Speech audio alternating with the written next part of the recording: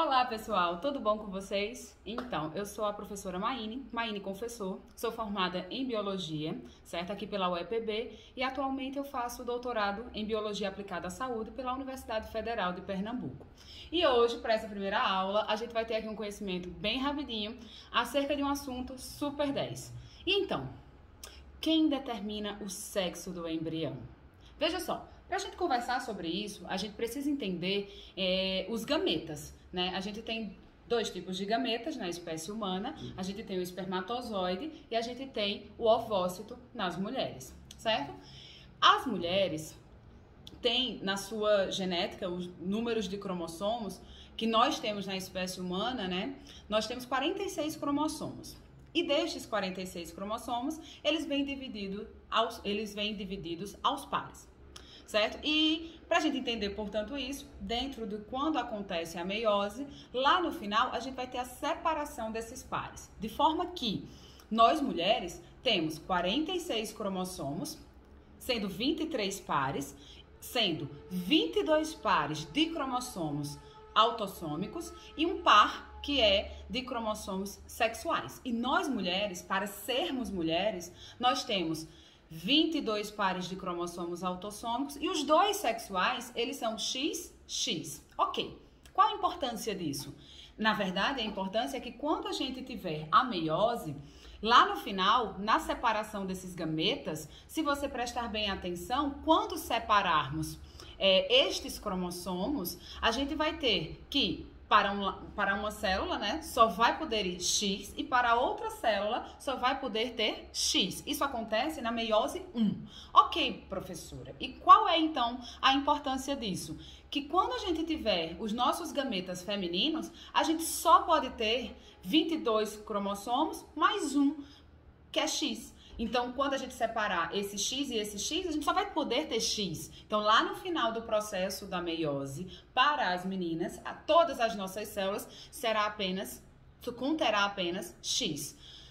Tudo bem, não vou entrar no mérito, mas é válido a gente saber, né, que dentro da ovogênese, que é a formação desse gameta feminino, a gente no final só vai ter a formação de um gameta. Mas isso fica para outro momento, depois a gente discute. Certo. E os homens? Como é que formam, então, esses gametas, né? A gente tem que os homens, do mesmo jeito, eles têm 46 cromossomos, sendo também divididos aos pares, né? A gente tem 23 cromossomos, sendo 22 autossômicos, que vão dar as características gerais de todo e qualquer, do nosso organismo em geral. E 2 que vão dar outras características, mas também que vão determinar o sexo. Ok. Os homens, para ser homem, eles precisam ter 22 pares de cromossomos, mais XY. E aí a gente tem que se trata de um menino. Ok. Quando houver a meiose, quando houver a espermatogênese para a formação desses gametas, a gente tem, portanto, a separação desses cromossomos na meiose 1. E aí a gente tem, né, que esses 23 pares de cromossomos serão separados de maneira que 23 cromossomos vai para um lado e 23 vai para o outro, na meiose 1.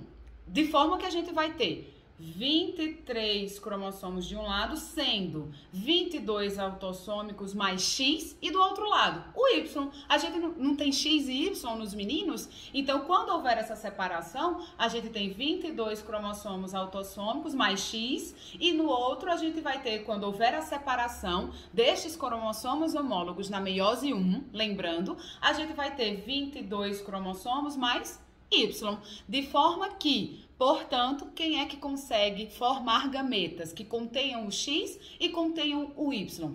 O homem. O homem é quem vai formar gametas que podem conter X e que podem conter Y.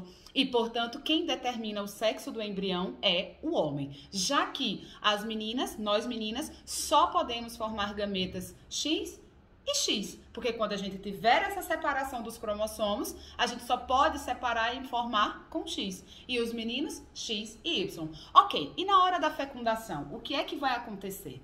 Na hora da fecundação, a gente vai ter a união desses dois gametas, de um espermatozoide e de um ovócito. E, portanto, quando houver essa união, a gente reestabelece o número cromossômico da espécie, de forma que a gente volta a ter, nas nossas células, 46 cromossomos. E quem é que determina o sexo do embrião? O homem.